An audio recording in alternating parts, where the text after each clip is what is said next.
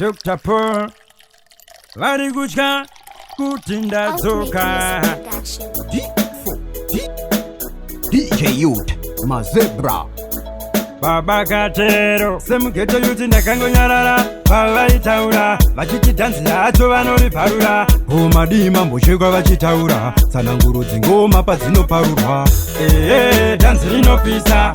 vari kuti vanorimisa godo rinopera svika pakuzvimba zvichasvotsa kunga nemimba rinopisa vari kuti vanorimisa godo rinopera svika pakuzvimba zvichasvotsa kunga nemimba tatanga nekusaiza mukoma patakafamba zvakawanda zvatakaona taikwira tichidzika zvibhodhoro zvavaikanda taizvivhika makata yuti kakata chipatapata kusvikawo zvanaka vamwe vari kutishuwira dai zvashata dhanzi rinopisa vari kuti vanorimisa godo rinopera svika pakuzvimba zvichasvotsa kunga nemimba rinopisa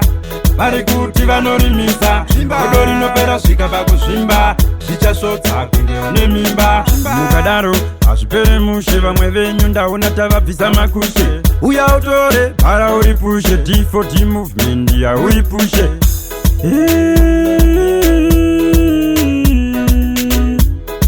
kwatakava kule ndapava papfule dhanzi rinopisa vari kuti vanorimisa godo rinopera svika pakuzvimba zvichasvotsa kunga nemimba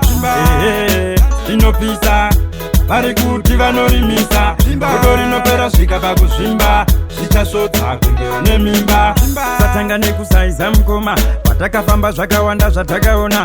taikwira tichidzika zvibhodhoro zvavaikanda taizvivhika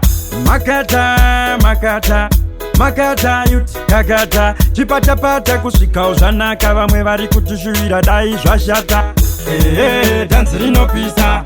vari kuti vanorimisa godo rinopera svika pakuzvimba zvichasvotsa kunga nemimba rinopisa vari kuti vanorimisa godo rinopera svika pakuzvimba zvichasvotsa kunga nemimba.